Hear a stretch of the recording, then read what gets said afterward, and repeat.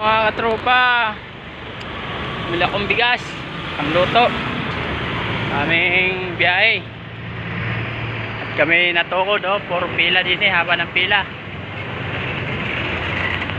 Ayan, mga katropa natin dito ang dami nakapila kami magluluto kami saing at saka ulam namin dilata lang para sinaing lang lulutuin namin.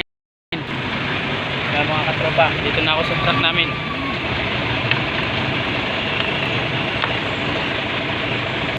Yun mga katropa pit, ito nagpumisa po ako ng bigas, sasayin po ako para po sa aming tanghalian ni tropa.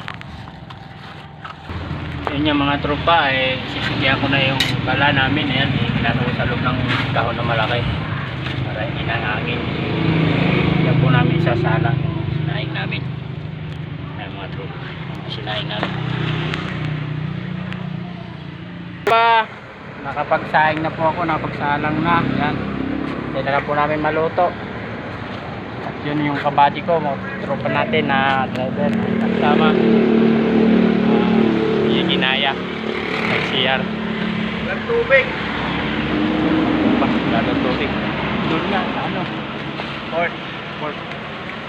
Ito wala kaya dyan? Wala nga to. Lalabas ka ba?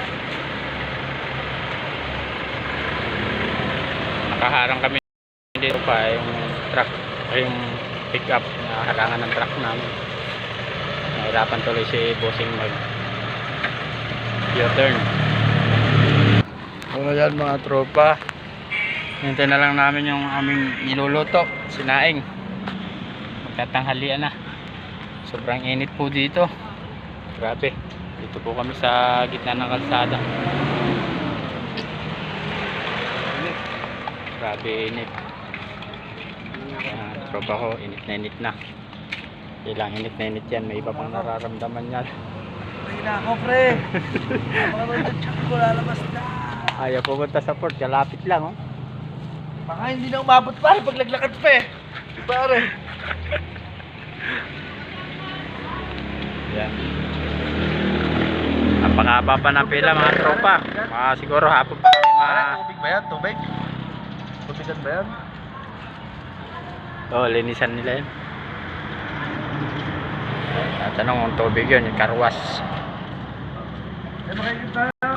Ito, lagyan natin pre.